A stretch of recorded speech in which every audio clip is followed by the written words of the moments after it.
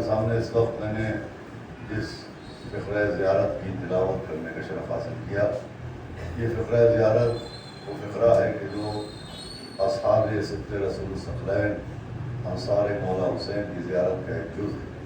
ہم آپ جب مولا حسین السلام کی وہ زیارت جسے زیارت وارثہ کہتے ہیں، اس زیارت وارثہ کے ذریعے مولا حسین کی خدمت میں تحفہ سلام پیش کر لیتے ہیں، شہزادے علی اکبر السلام کی بارگاہ میں تحفہ درود السلام پیش کرنے کے بعد مولا حسین کے اصحاب کی زیارت کی جانب متوجہ ہوتے ہیں، تو یہ اور اس کے جیسے بہت سے فقرے ہماری آپ کی زبانوں پر جاری ہوتے ہیں کہ السلام علیکم یا انصار دین اللہ، السلام علیکم یا انصار رسول اللہ۔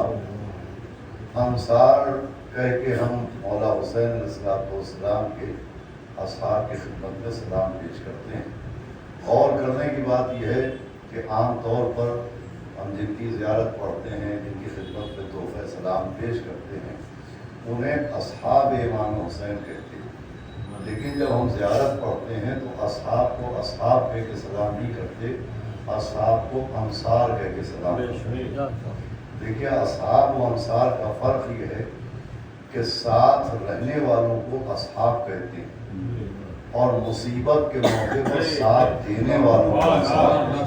سبحان اللہ، سبحان اللہ۔ صلوات پڑھ دیں مولا۔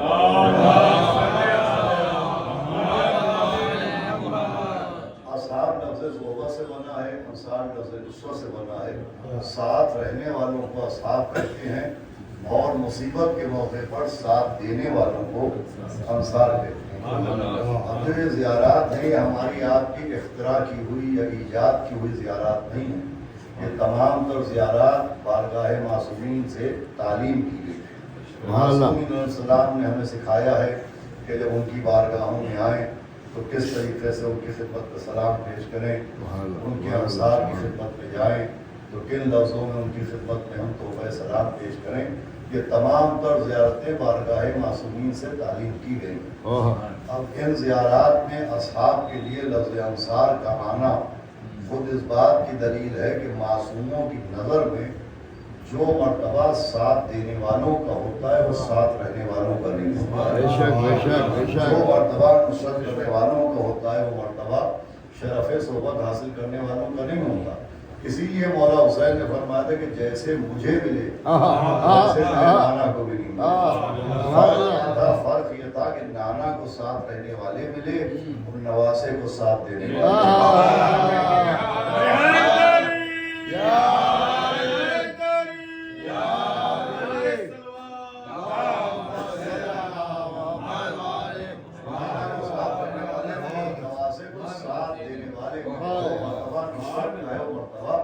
صحبت کا نہیں ہے۔ دیکھیے اصحاب ہونا اور ہے، انصار ہونا اور ہے۔ میں نے ابھی عرض کیا تھا کہ انصار لفظ نصرت سے بنا ہے اور اصحاب لفظ صحبت سے بنا ہے۔ صحبت سے جو صحبت اختیار کرے اس کا فائدہ ہوتا ہے، جس کی صحبت اختیار کرے اس کا فائدہ نہیں ہوتا۔ مثال کے طور پر تاریخ اسلام کے دامن پہ آپ نظر ڈالیں تو پیغمبر نے جب اعلان اسلام کیا تو تعداد اصحاب بڑھنا شروع ہوئی، 2 سے 4 ہوئے، 4 سے 10 ہوئے، 10 سے 100 ہوئے، 100 سے 1000 ہوئے، غدیر آتے آتے 1.25 لاکھ ہو گئے۔ اب جو پیغمبر کی صحبت میں آتا گیا وہ فائدہ اٹھاتا گیا۔ ان میں جو بے گھر تھے انہیں گھر مل گیا، جو بے زر تھے انہیں زر مل گیا، جو بیمار تھے انہیں دوا مل گئی، جو برہنہ تھے انہیں ردا مل گئی، جو بے امان تھے انہیں امان مل گئی، جو بے ایمان تھے انہیں ایمان مل گیا۔ یہ بتائیے پیغمبر کو کیا ملا؟ جب 2 تھے تو پیغمبر کو کیا ملا؟ جب 100 ہوئے تو پیغمبر کو کیا ملا؟ جب لاکھوں ہو گئے تو پیغمبر کو کیا ملا؟ مجھے کہنے دیجئے سکون تو سکون ہے، ایک کاغذ و قلم مانگا تو وہ بھی نہیں ملا۔ بات بھیجے محمد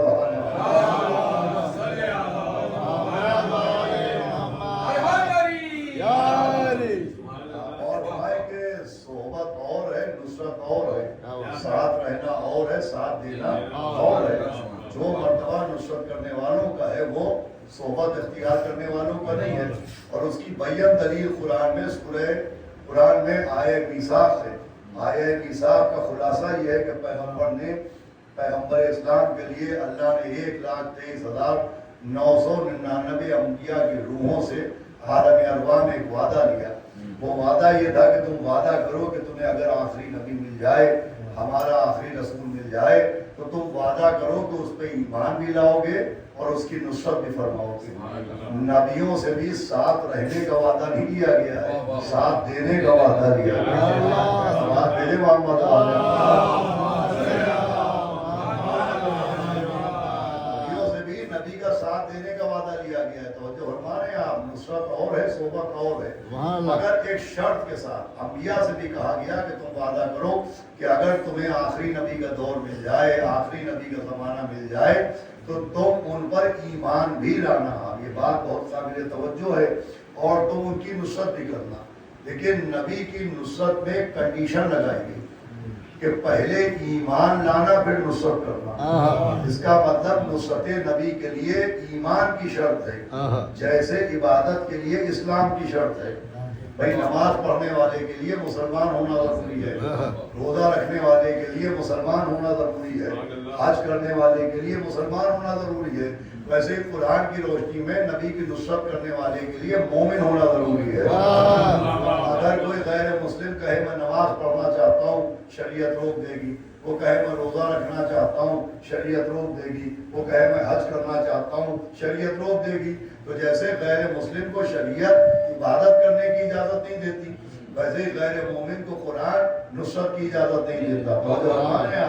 عبادت کے لیے اسلام کی شرط ہے اور نبی کی نصرت کے لیے ایمان کی شرط ہے۔ اتنی شرط ہے کہ علماء اسلام نے اپنی کتابوں میں اس واقعے کو لکھا۔ حالانکہ ہمارا ایمان یہ ہے کہ پیغمبر اسلام کے تمام آباء و اجداد ہمیشہ سے صاحبان ایمان تھے، مگر غیر شیعہ علماء نے لکھا کہ پیغمبر اسلام کی شان میں ایک دن ابو جہل نے گستاخی کی، اور پیغمبر اسلام کے چچا جناب حمزہ کو جب معلوم ہوا کہ ابو جہل نے پیغمبر کی شان میں گستاخی کی ہے، تو جناب حمزہ نے لکڑی کی نیام سے ابو جہل کے سر پر وار کیا، پیغمبر کا انتقام لیا، اور پیغمبر کی خدمت میں آئے۔ تو پیغمبر نے اپنے چچا جناب حمزہ سے کہا کہ چچا جان ابھی میں خوش نہیں ہوا ہوں، پہلے آپ کلمہ پڑھیے بھی میری نصرت کیجیے گا، پہلے آپ ایمان لائیے بھی میری نصرت کیجیے گا۔ یہ کس سے کہا؟ جناب حمزہ سے کہا۔ اب نبی ایک ہیں، تاریخ کے آئینے میں نبی کے چچا دو ہیں، ایک کو جناب حمزہ کہتے ہیں، ایک کو جناب ابو طالب کہتے ہیں۔ اب کیا ملت مسلمہ مجھے بتائے گی کہ جناب حمزہ نے ان کے بقول، ہمارے عقیدے کے مطابق نہیں، جناب حمزہ نے ان کے بقول کلمہ پڑھے بغیر نبی کی ایک بار مدد کی تو نبی نے ٹوک دیا۔ اگر جناب ابو طالب مومن نہیں تھے تو جناب ابو طالب کو نبی نے کیوں مارا؟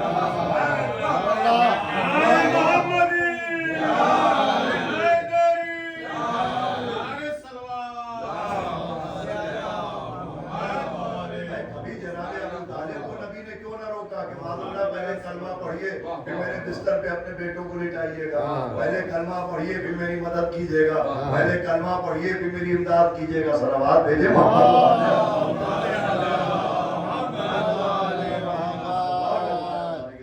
شرط ہے نصرت کرنا، اور یہ نصرت ہے اتنی اہم شرط ہے، بس آخری منزل، کہ ہم سے آپ سے بھی 3 دن بعد روز عاشورہ ہے۔ مولا حسین نے ہم سے آپ سے بھی کربلا کے میدان میں عاشور کے دن ایک ڈیمانڈ کی تھی، ایک مانگ کی تھی، جو ہماری قوم کا بچہ بچہ جانتا ہے۔ مولا حسین کی مانگ یہ تھی کہ ہر من ناصر جب سوچنا ہے کوئی جو ہماری نصرت کرے۔ امام حسین نے ہم سے مال و منع نہیں مانگا ہے، امام حسین نے ہم سے نصرت مانگی ہے کہ ہے کوئی جو میری نصرت کرے، تو ہم پر آپ پر امام حسین کی نصرت کرنا واجب ہے۔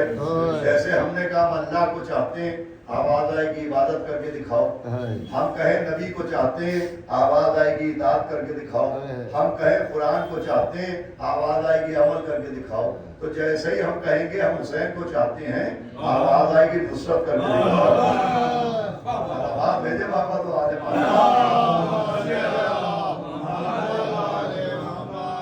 اللہ کی عبادت کی دلیل، اللہ کی محبت کی دلیل عبادت ہے، نبی سے محبت کی دلیل اطاعت ہے، قرآن سے محبت کی دلیل عمل ہے، مولا حسین کی محبت کی دلیل نصرت ہے۔ آواز آئے گی نصرت کر کے دکھاؤ۔ اب ہم آپ کیسے نصرت کریں؟ نصرت کرنا تو ہم پہ واجب ہے، دعوی محبت ہم بھی کر رہے ہیں، دعوی عقیدت ہم بھی کر رہے ہیں، تو ہم کیسے نصرت کریں؟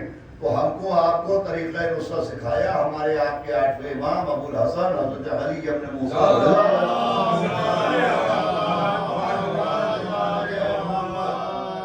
راوی کہتا ہے کہ میں دیکھتا تھا 8ویں امام بہت شاندار کپڑے پہنتے تھے، بہترین لباس اختیار کرتے تھے اور بہت ہی اچھے لباس میں ملبوس رہتے تھے، اور وہ اپنی مسند پر بیٹھے رہتے تھے. وہ کسی کے آنے پر استقبال کرنے کے لیے اٹھتے نہیں تھے، وہ کسی کے لیے آگے نہیں بڑھتے تھے، وہ بیٹھے رہتے تھے. لوگ آتے تھے ان کے ہاتھ چھومتے تھے، قدم و بسر رکھتے تھے، مگر امام کسی کے استقبال کے لیے آگے نہیں بڑھتے تھے، جسے کہتے ہیں ویلکم کرنا. آپ کیا کوئی مہمان آیا، آپ 2 قدم آگے بڑھے، آئیے تشریف لائیے، اسے کہتے ہیں استقبال کرنا. راوی کہتا ہے کہ امام کبھی کسی کو بھی دیکھ کے اپنی جگہ سے آگے نہیں بڑھتے تھے. میں کہوں گا بڑھیں گے بھی کیوں بھائی، امام کیوں آگے بڑھیں گے؟ اس لیے کہ اگر کبھی کعبہ حاجیوں کی طرف پڑھا ہوتا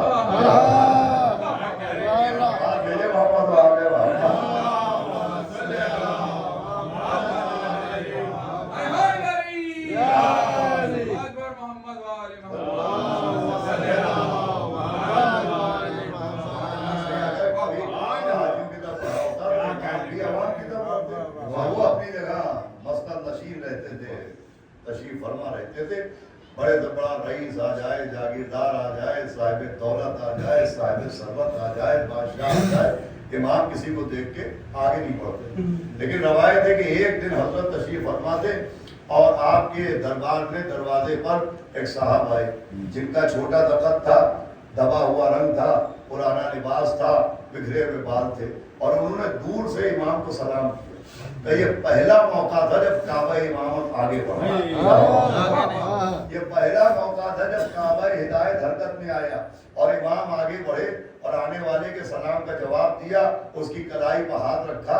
وہ ہاتھ رکھنے کے بعد کا مرحبا یا دیبل انتا ناصرنا، آئے دیبل آئے، آپ تو ہمارے ناصر ہیں.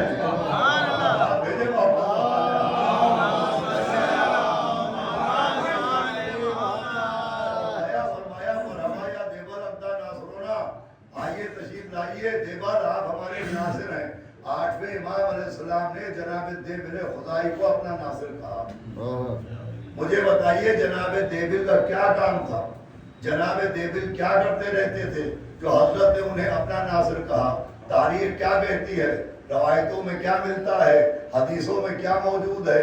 جناب دیبل کیا کرتے تھے؟ تو تاریخ کہتی ہے جناب دیبل آل محمد سے محبت کرتے تھے، اظہار محبت کے لیے مرثیے کہتے تھے، نوحے پڑھتے تھے، قصیدے کہتے تھے، کربلا کا واقعہ واقعے پہ روتے بھی تھے، رلاتے بھی تھے، عزاداری کرتے بھی تھے، عزاداری کو فروغ بھی دیتے تھے. لیجیے دیبل نے مرثیے کہے، امام نے انہیں ناصر کہا. دیبل نے نوحے پڑھے، امام نے انہیں ناصر کہا. دیبل نے عزاداری کو فروغ دیا، امام نے انہیں ناصر کہا.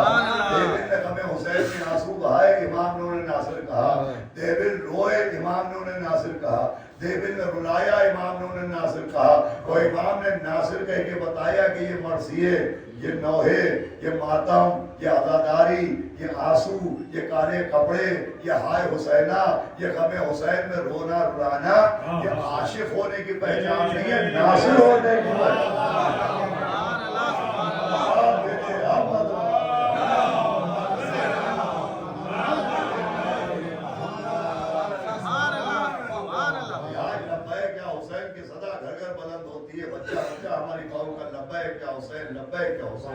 لبیک یا حسین کیا ہے؟ لبیک یا حسین جواب ہے حل من ناصر یا سنا کا. لیکن زبان سے لبیک یا حسین کہنا قولاً نصرت ہے، سینے پر ہاتھ مارنا عملاً نصرت ہے. وہ قول ہے، وہ تھیوری ہے، یہ پریکٹیکل ہے. صلوات بھیجے محمد.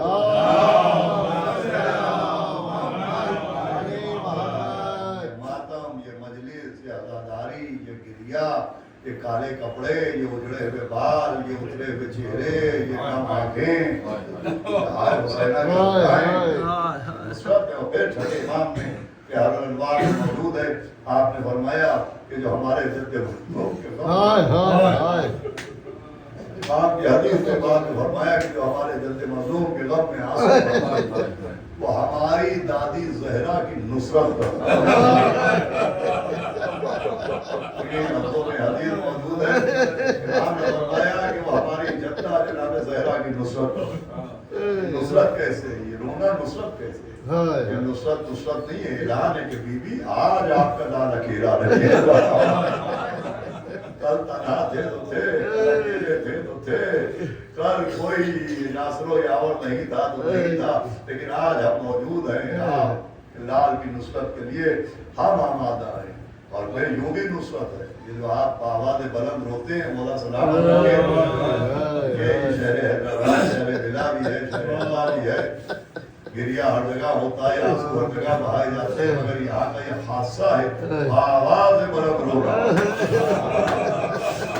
خاصہ ہے کہ آواز بلند ہو جانا ہے، یہ امام ہے، پانچویں امام بیٹھے ہیں، مجلس ہو رہی ہے، آپ نے ایک صحابی کو دیکھا، آپ نے کہا بھائی تم نہیں روئے؟ تو اس نے کہا حضرت یہ میرا رومال چھو کے دیکھیے، اتنا رویا ہوں کہ یہ بھیگ گیا ہے، آواز یہ ایسے نہیں روتے، کہا کیسے رو؟ کہا ایسے رو جیسے وہ ماں روتی ہے، ایسے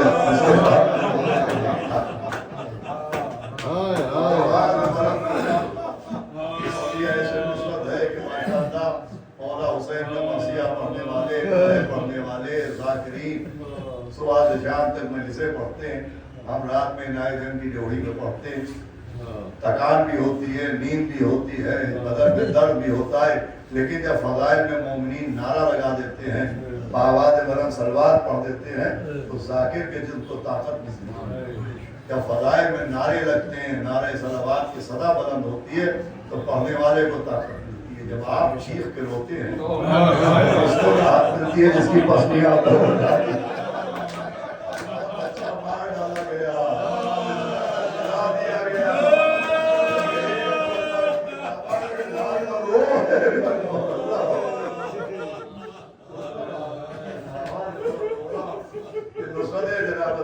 پھر آج تو محرم کے ساتھ آئی ہو، لیکن دیکھتے دیکھتے فرق جھپکتے ہفتہ کیسے گزر گیا، آج ساتویں محرم ہے، حرم سمے جہاں میں آگ لگی ہے، حرم سمے شہ مشتقین پیاسے ہیں، جہاں میں آگ لگی ہے حسین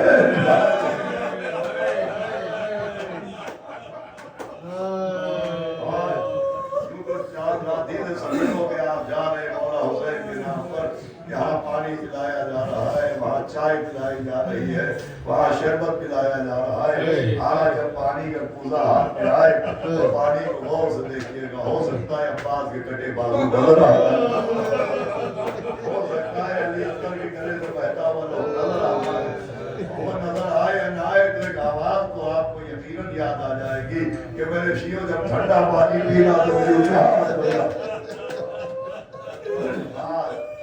مولا حسین کی تشنگی کے ماتم کے ساتھ ساتھ مظلوم باپ کے مظلوم بیٹے کا ماتم ہے، تمام مظلوم باپ کے مظلوم بیٹے کا ماتم ہے، باپ بھی مظلوم مولا حسن مجتبی، بیٹا بھی مظلوم جناب قاسم ابن حسن، باپ ایسا مظلوم، میں نے پہلی یا دوسری محرم کو عنایت جنگ کی ڈیوڑی میں شاید یہ بات پڑھی تھی کہ کورونا کے دور میں بھی میتیں اٹھنا مشکل تھی، مگر اٹھی، 2 لوگوں میں 4 لوگوں میں جنازے اٹھائے، اور جنازوں کا قانون یہ ہے کہ جنازہ جب ایک بار گھر سے نکل جاتا ہے کبھی دوبارہ واپس آئے، قاسم کا مظلوم بابا مولا حسن مجتبی آپ کا جنازہ گھر سے نکل کے پھر گھر میں واپس آ گیا، لیکن ملونہ کے کہنے پر تیروں کی بارش کی گئی، جنازہ گھر میں آیا، اب تصور کی آنکھوں نے دیکھا کہ جیسے ہی جنازہ گھر میں آیا جناب عباس دوڑتے ہوئے اپنے حجرے میں پہنچے،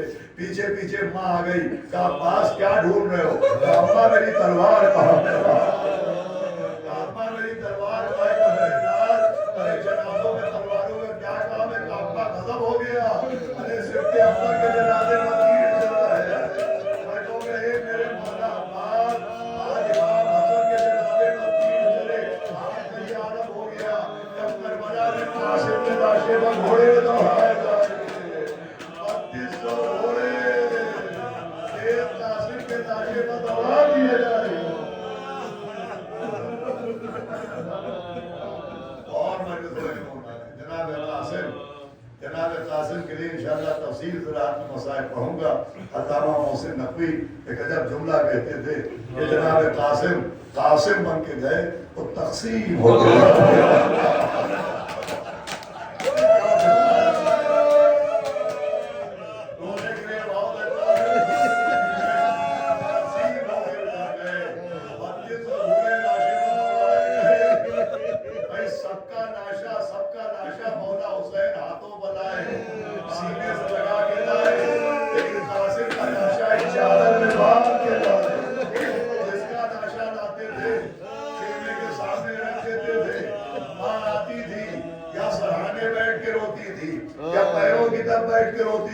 لیکن قاسم کے لاشے کو مولا حسین چادر میں لے کے آئے, خیمے کے سامنے رکھا. بی بی ام فروا نکلی, ہر ماں بیٹے کے داج پر بیٹھ کے رونے لگتی تھی, لیکن یہ واحد ماں تھی جو بیٹھی نہیں. اس گٹری کے اس چادر